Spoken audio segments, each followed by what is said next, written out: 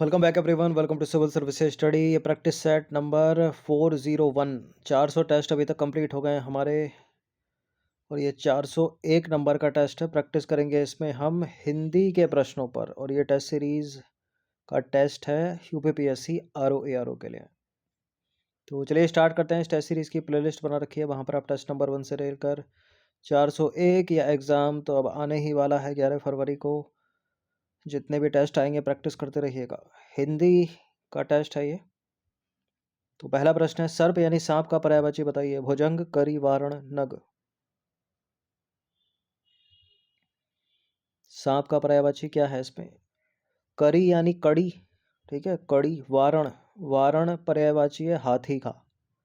हाथी, हस्ती, मतंग, ये सब हाथी के पर्यायवाची है। नग यानी महीधर, नग यानी सैल।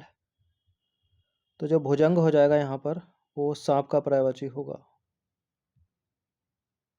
तो सर्प का पर्यायवाची यहाँ पर भुजंग है। सर्प के अन्य पर्यायवाची की बात करें तो नाग, विषधर, काकोदर इम्पोर्टेंट है, फणिज, सारंग, व्याल, उरग, अहि, भुजंग। अन्य विकल्प, करी, करी का अर्थ होता है धरन यानी कड़ी, कली। वारण पर्यायवाची है हाथी का या हस्ती का या मतंग, गज, करे से आपस में पर्यायवाची है। नग यानी भूधर, महीधर, सैल, नगपति आदि। ये नंबर इस पर कॉल या व्हाट्सएप करके आप फुल टेस्ट सीरीज प्राप्त कर सकते हैं यूपीपीएससी आरओ की। धारा का पर्यायवाची शब्द नहीं है। धरा, धरा यानी भूमि, ठीक है। धरा यानी भूमि यानी गर्भ यानी यशस्वी यानी अक्ष। क्षितिज नहीं है। क्षितिज का मतलब होता है आकाश या किनारा। तो धरा के पर्यायवाची शब्द हैं भूमि, पृथ्वी, पृथ्वी मंडल, धरती, अक्ष, गर्भ, भूखंड, अनुभूति, यशस्वी भी, भूतल भी, क्षेत्र भी, पृथ्वी, जगत भी, ग्रह, पृथ्वी पुत्री, विश्व, भूकंप। क्षितिज यानी आकाश या किनारा।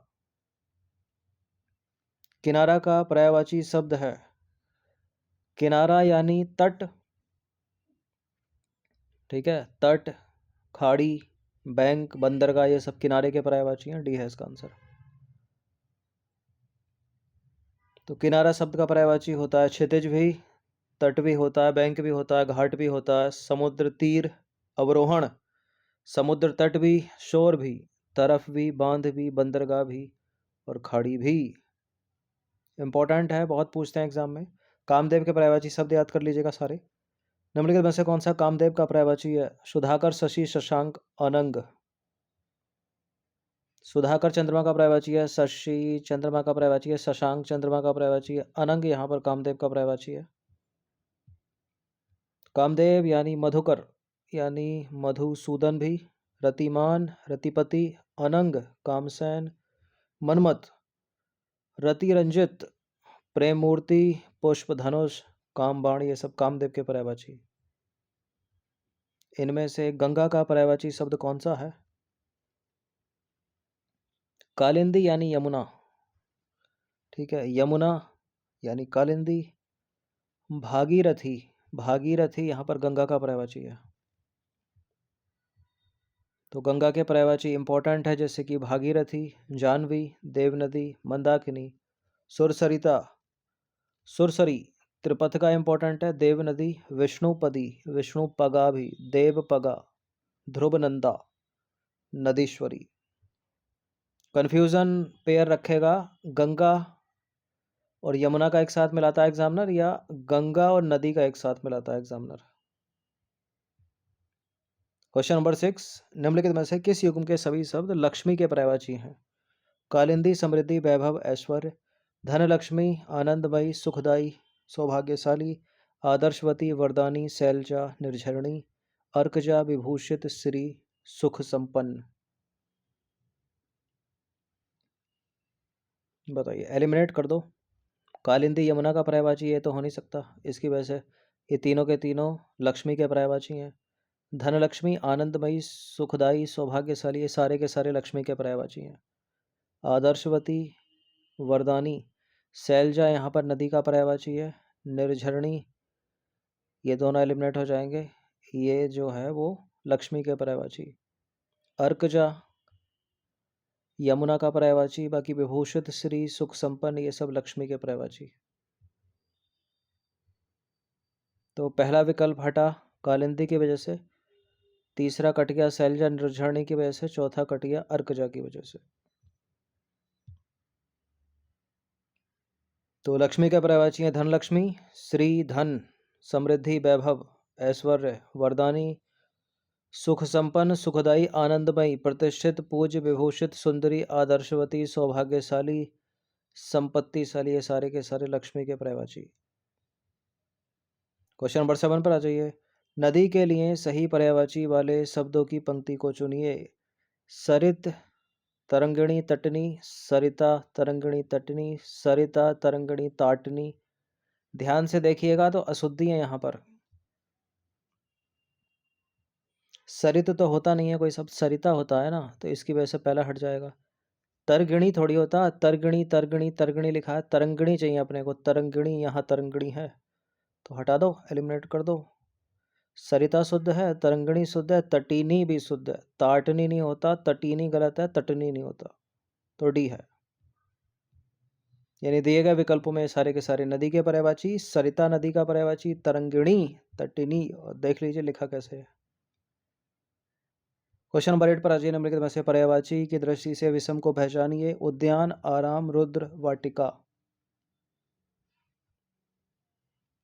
उद्यान यानी बगीचा, बगीचा यानी आराम, बगीचे में आराम करते हैं तो आराम बगीचे का पर्यायवाची। वाटिका बगीचे का पर्यायवाची। रुद्र यहाँ पर शिव का पर्यायवाची है, तो रुद्र यहाँ पर शिव या शंकर का पर्यायवाची है, यानी सभी बगीचे के पर्यायवाची हैं। बगीचे के पर्यायवाची आराम, वाटिका, उपवन, उद्यान, बाग। शिव यानी रुद्र हो गए, महादेव, महेश, शंभु, उमापति और शंकर। क्वेश्चन नंबर 9, त्रिदश किसका पर्यायवाची शब्द है? त्रिदश, त्रिदश पर्यायवाची है किसका? पाताल का नहीं है, सड़क का नहीं है, झोपड़ी का नहीं है, देवता का। तो त्रिदश यहाँ पर देवता के पर्यायवाची है। देवता के अन्य पर्यायवाची निर्जर, सुर, अमर, देव आदि। त्रिदश। क्वेश्चन नंबर 10 है, निम्न का किसका पर्यायवाची है? निम्न का बिजली का तो नहीं है पर्यायवाची, निम्न का किरण का भी पर्यायवाची नहीं है। बताइए नदी या गंगा, इंपॉर्टेंट है पर्यायवाची। निम्न का पर्यायवाची है नदी का, ऑप्शन नंबर डी। तो नदी के पर्यायवाची इंपॉर्टेंट हैं सरिता, तटीनी, तरंगिणी, निर्झरणी, अपगा, निम्नगा, शैवालिनी, लहरी, सरी, कल्लोलिनी, पैश्विनी, प्रवाहिनी, जयमाला, द्वीपवती, सिंधुगामिनी, शैलजा, तरंगवती। ठीक है, कंफ्यूजिंग पेयर हैं ये, नदी, गंगा और यमुना के पर्यायवाची। सबको अलग अलग करके याद कर लीजिए। अर्कजा और भानुजा किसके पर्यायवाची हैं? अर्कजा और भानुजा यमुना के पर्यायवाची हैं। ठीक है, डी है इसका आंसर। तो यमुना के पर्यायवाची हैं अर्कजा और भानुजा, भानुजा, अर्कजा। इसके अलावा शैलजा, देखिए शैलजा में छूट गया एक शब्द, शैलिंज, शैलजा नहीं है, शैलजा तो नदी का पर्यायवाची है, कालिंद शैलजा होना चाहिए। शैलजा नदी का पर्यायवाची है और कालिंद शैलजा जो है वो यमुना का पर्यायवाची है। बाकी कालिंदी है, सूर्यपुत्री है, सूर्यसुता है, रवि तनया है, सूर्य तनया है, सूर्यजा है, जमुना है, काल गंगा है, श्यामा है। 12 प्रश्न है, अनल और अनिल का निम्नलिखित में से क्रमशः कौन कौन से अर्थ हैं? आग, जल, दहन, वायु, पावक, बिजली। बिजली, समीर। देखिए अनल का मतलब है ज्वाला, यानी आग, यानी दहन, यानी पावक। बिजली नहीं है तो इसको हटा ही दो। अब अनिल का मतलब होती है हवा, यानी वायु, तो जल हटा दीजिए, ज्वाला हटा दीजिए, समीर हो सकता है लेकिन यहाँ बिजली की वजह से नहीं है, तो सबसे अच्छा उत्तर यहाँ पर क्या मिलेगा? वायु। दिमाग दौड़ाने वाला थोड़ा सा प्रश्न था ये। यानी आग के आपको पर्यायवाची पता होने चाहिए, जो कि होते हैं दहन, पावक, अग्नि, अनल। समीर का मतलब है हवा, हवा का मतलब है समीर, अनिल और वायु। ठीक है, डिफरेंस है एक मात्रा का, अनिल और अनल। क्वेश्चन नंबर 13, निम्नलिखित में से कौन सा एक देवता का विलोम हो सकता है? शशांक तो चंद्रमा का पर्यायवाची है, ये देवता का विलोम नहीं होगा। देवता का विलोम होगा राक्षस।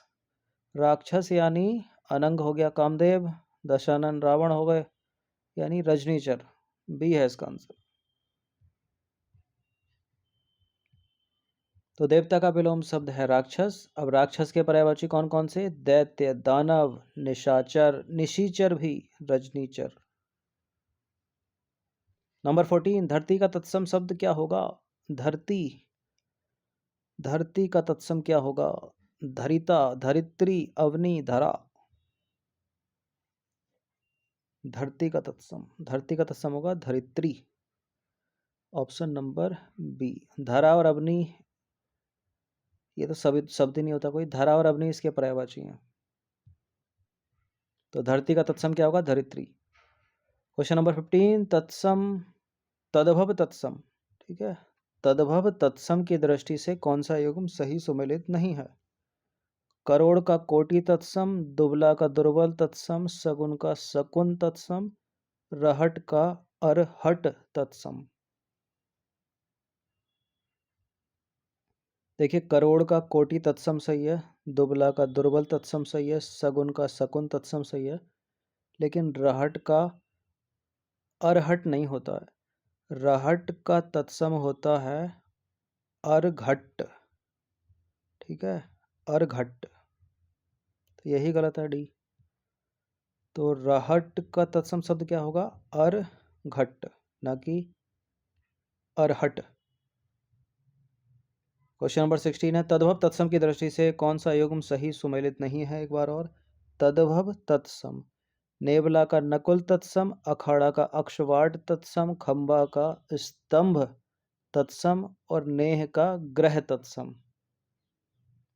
नेह का तत्सम होता है स्नेह। तो करेक्ट है, करेक्ट है, करेक्ट है, इनकरेक्ट है, और यही आंसर है। तो नेह का ग्रह तत्सम नहीं होगा, नेह का तत्सम हो जाएगा स्नेह।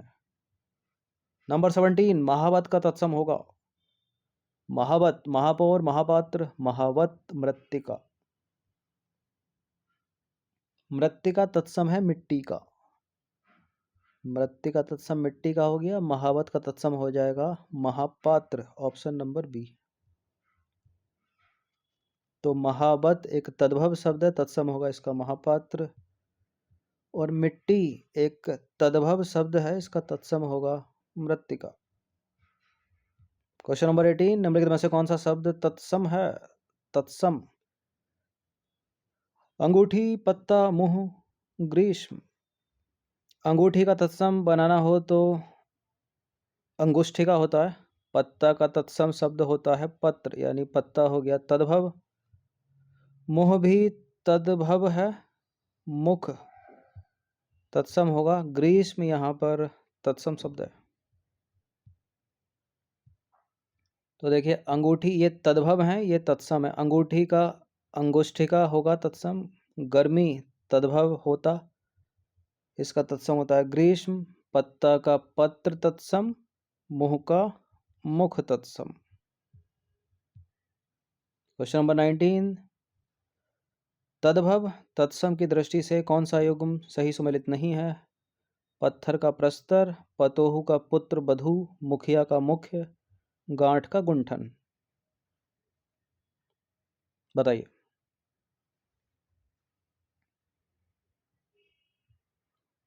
कौन सा मिसमैच है?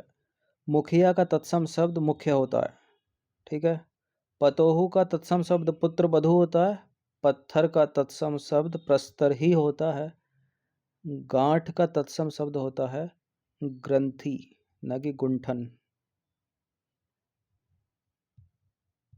तो गांठ का तत्सम शब्द क्या होगा? इंपॉर्टेंट है ये, ग्रंथि। नंबर 20 और अंतिम प्रश्न है, तद्भव तत्सम की दृष्टि से कौन सा युग्म सही सुमेलित नहीं है? गेंद का कंदुक तत्सम, अमावस का अमावस्या तत्सम, मोर का मयूर तत्सम, पहनावा का प्रश्यवेद तत्सम। मिसमैच। गेंद, कंदुक, कंदुकेन खेलनम, तो गेंद का कंदुक तत्सम, का अमावस्या तत्सम, ठीक है। मोर का मयूर सही है। पहनावा का प्रस्यवेद नहीं होगा, प्रस्यवेद होता है पसीना का तत्सम। तो पसीना का तत्सम शब्द क्या होता है? प्रस्यवेद। और पहनावा का तत्सम क्या होगा? परिधान, ना कि प्रस्यवेद। तो 20 प्रश्न थे इंपॉर्टेंट ये हिंदी के। बिल्कुल ये प्रश्न पूछे जाएंगे एग्जाम में। सबको प्रैक्टिस करते रहिएगा हर दिन। धन्यवाद।